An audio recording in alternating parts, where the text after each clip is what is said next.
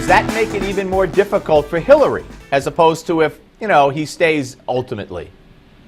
Well, to me, part of the irony is if Brian Williams isn't able to survive it, that we think it's important enough when somebody gives this kind of story that he would lose his career, and yet we didn't care enough to have it matter that much with someone who became our Secretary of State, who we relied on for honest answers and truths in the aftermath of Benghazi and so on. Is it really more important that Brian Williams has a certain type of character and honesty than a presidential candidate or Secretary of State? Good question. And joining us now is Joe Concha.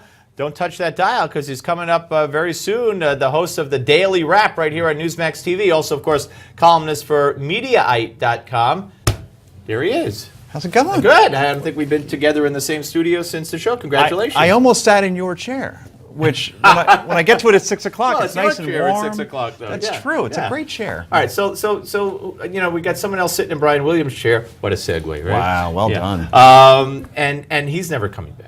Never. I mean, today, what did we learn today? That according to all the reports, he lied about flying with the SEAL Team 6. He lied that SEALs sent him a part of a helicopter they blew up when they got bin Laden. He lied about how he met the Pope. I mean, it doesn't. I really believe, I'm not trying to be funny, I think he's got a mental illness.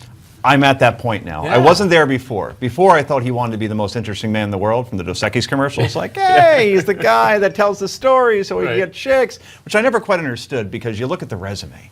If you're making $10 million a year, right, it's only $2 million more than you're making, right? But $10 million a year, and you're #1 in your time He slot. can get all the chicks he wants. He's married, of course. We're kidding, but yeah. Grew up in Ridgewood, nice town, that's near where we may or may not live. 55-year-old guy, he looks 40, right? He's on Letterman. He's slow jamming the news. He's standing invitations everywhere. Yep. All of that he had 12 days ago, all of it. And it's all gone, including his reputation. Yeah. You're right. It's pathological at this point, Yeah, it is Steve. pathological. And you or I, or not you or I, but people who are not in the public spotlight, who are, who have other jobs where they're not publicly known, could do that. Hey, when I was in Florida, I hung out with A-Rod. I met him at a bar. Okay. But if you keep doing that, your friends start saying this guy's full of it.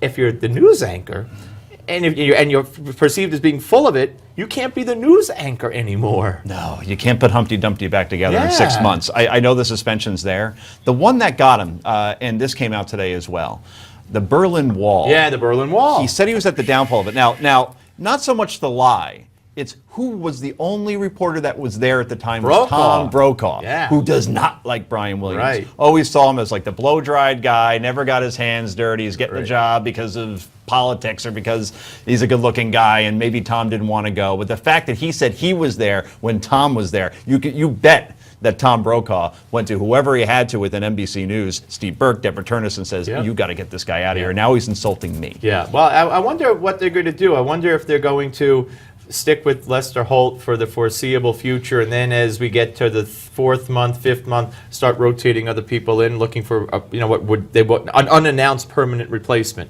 Lester Holt is a weekend anchor. Yeah. He's good, Yeah. right? But he's not the guy that's going to really pop and beat the other guys. Right. So I think I don't know who they have internally though. Ronan Farrow isn't ready yet, Steve. Oh my God. Right? So Matt Lauer, no, he's your morning guy. Savannah Guthrie, not enough gravitas. Yeah. I don't. Katie, now what about these rumors or the reports? I don't know if they want to call them rumors that Katie Couric was like sniffing around, looking to try to knock on the door. I mean, that would be she failed once before. You just answered my question for me. Yes, she was on the CBS Evening News. That didn't go well. You know who would have been a decent fill-in and maybe a permanent replacement, but they let him go last year? David Gregory, I thought, wouldn't have been the worst person in that spot. Right. Maybe Meet the Press isn't the strongest interviewer, but as a nightly news guy, sure, I could see that. Yeah, Why not? I mean, I don't agree with his political views at all, but you're right. Personable, some gravitas. 20 years with the network, right? Yeah, gray hair, which doesn't. Chicks dig.